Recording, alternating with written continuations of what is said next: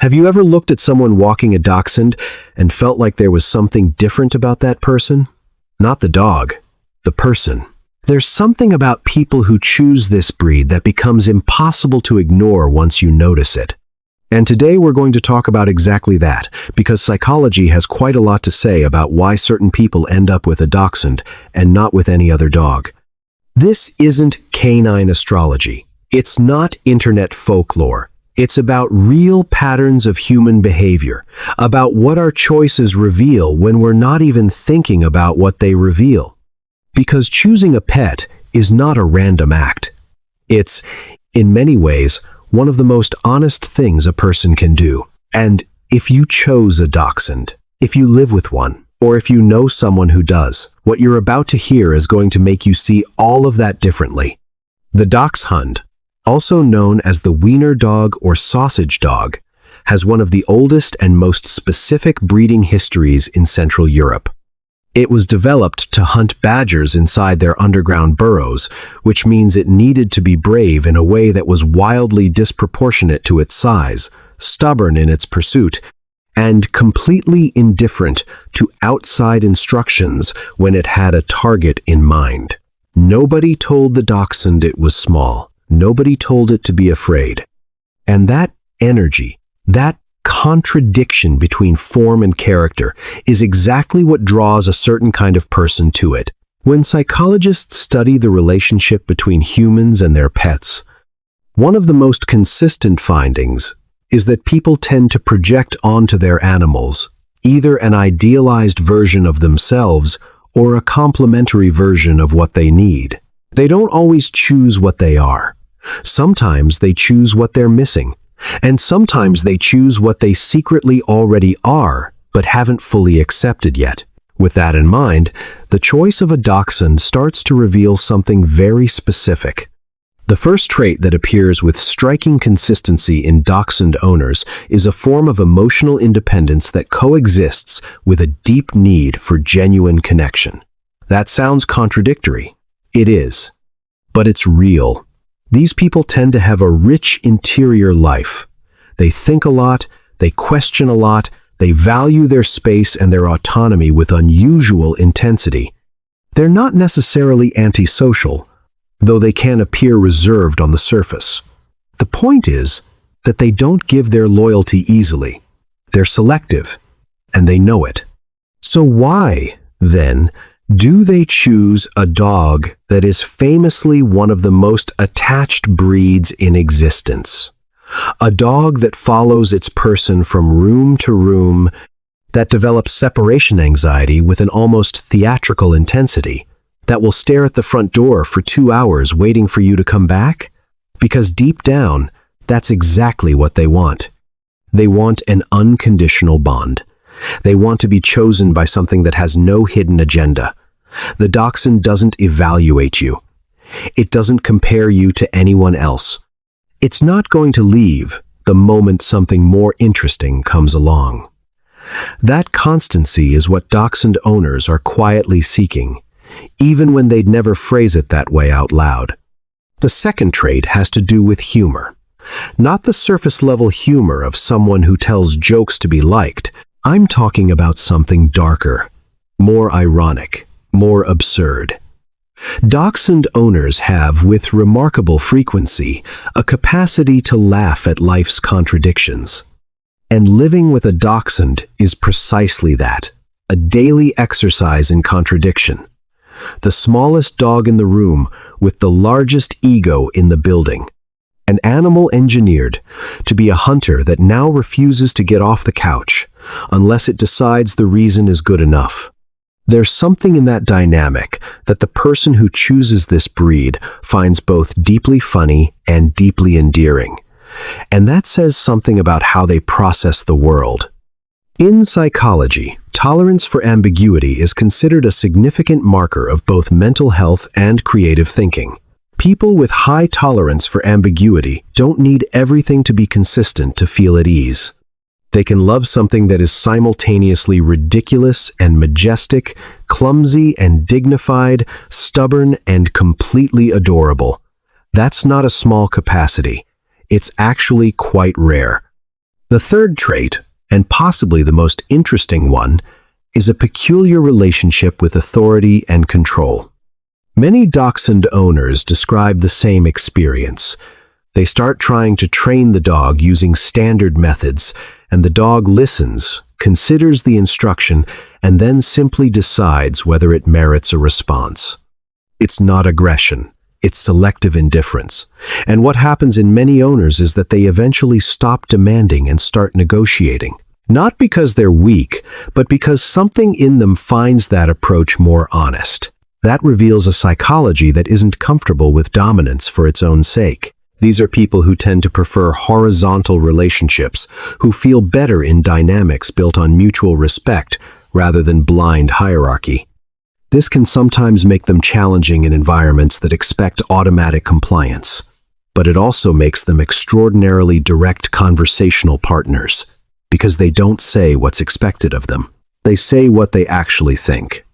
Why do these traits cluster together? To understand that, we have to talk about how symbolic choice works. When we choose something, we're not just choosing its function. We're choosing its narrative. A Dachshund isn't just a small dog that fits in an apartment. It's a character. It has history. It has attitude. It has an aesthetic that genuinely divides opinion, and that is precisely the point. People who choose divisive breeds tend to have a more consolidated identity, one that doesn't depend heavily on external validation. They don't need everyone to find their dog impressive or conventionally cute. It's enough that they find it extraordinary. In terms of Tajfel and Turner's social identity theory, there's a form of self-affirmation happening here that doesn't rely on belonging to the larger group. It's more private, more internally anchored, more resistant to collective judgment. There's also something in the Dachshund's physical asymmetry. That long body, those short legs, that perpetually serious expression that activates a very specific human response. Features that would seem out of proportion on an adult register as irresistible when they appear in a small form. The Dachshund will never have the imposing silhouette of a Rottweiler or the sculpted agility of a Border Collie. But that doesn't bother the dog, and it doesn't bother the person who chose it. There's a particular tenderness in loving something that the world doesn't always recognize as deserving to be loved. Think about someone like Claire. Claire is 36, works in illustration, and for most of her adult life had the quiet sense that she didn't quite fit into the groups she was supposed to belong to. Not exactly shy, but not someone who gave herself away easily either. When she adopted her Dachshund, a female she named Pepper, the first thing that struck her wasn't the dog's sweetness, it was the attitude. Pepper walked into the apartment, surveyed every corner with the expression of someone conducting a formal inspection, and chose her spot with a certainty that Claire found, in her own words, genuinely admirable. Something shifted in that moment. Claire started to recognize in Pepper a way of being in the world that she herself had always had, but had learned to soften to seem more approachable. The dog didn't soften it. The dog was exactly what it was, and watching that up close taught her something. Or, think about someone like Daniel. Daniel is an engineer, methodical, the kind of person who plans trips 4 months in advance and keeps a color-coded calendar. When his partner brought home a Dachshund named Biscuit one Sunday without warning, Daniel wasn't convinced. Too chaotic, he thought. Too unpredictable. But over time, Biscuit became exactly the counterweight Daniel didn't know he needed. The dog taught him that not everything can be scheduled, that some moments simply arrive, and that resisting them doesn't improve them. Daniel wouldn't say he became spontaneous, but he would say he became more tolerant of what he can't control. And in terms of psychological well-being, that's enormous. When you compare Dachshund owners to owners of other breeds, the differences that emerge are ones psychology can actually explain. Labrador and Golden Retriever owners tend to seek in their dog an extension of their social life. These are breeds that create community, that work as social bridges, that bring strangers together at parks and on sidewalks. The person who gravitates toward a Labrador often values group belonging, collective warmth, extroverted energy. Owners of working breeds, like German Shepherds or Belgian Malinois, tend to have a strong orientation toward achievement, discipline, and measurable outcomes. There's a specific satisfaction in a dog that performs well, in training that lands, in obedience that reflects real effort from both sides. Owners of companion toy breeds, like Chihuahuas or Maltese, often seek intensely exclusive bonds, a constant presence, something close to an extension of the self. The Dachshund owner borrows something from each of those profiles and doesn't fit neatly into any of them. They want the intense bond but not total mutual dependency. They appreciate the dog's intelligence but aren't interested in measurable performance. They enjoy social moments but don't need the dog as a social tool.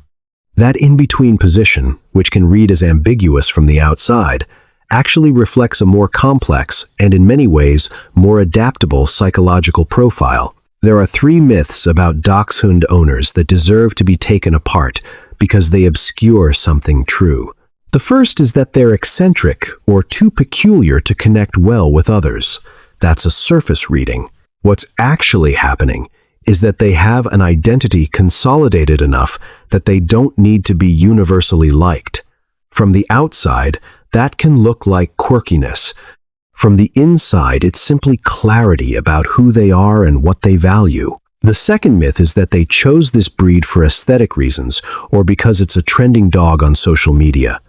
The Dachshund has certainly gained cultural visibility, and yes, it's everywhere online. But the people who actually live with one long-term didn't choose it because it was popular.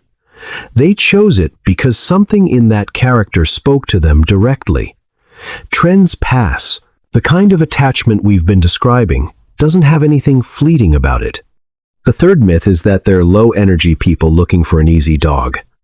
The Dachshund has a well-documented reputation among animal behaviorists as one of the more stubborn breeds in existence. It is not an easy dog. It doesn't comply by convention. It requires creativity, patience, and a genuine willingness to meet it halfway. Anyone who chooses this dog and stays is not looking for convenience. They're looking for something real. What we've explored today is, at its core, a way of understanding people through their choices. And the choice of a Dachshund speaks to someone who values deep connection without losing their own center, who tolerates contradiction with humor rather than anxiety, who doesn't need the world to understand what they love in order to keep loving it. That's not a minor profile. In many ways, it's the profile of someone who is quietly more emotionally free than average. So, now I'm asking you, if you have a Dachshund, which of these traits landed closest to home? Was it the emotional independence, the dark humor, the complicated relationship with being told what to do? Or was it something we didn't name but that you recognized along the way? Write it in the comments, because what you answer says just as much about you as the dog you chose. And if you don't have one, but you know someone who does, look at them again with everything you just heard. You'll probably see something you hadn't noticed before.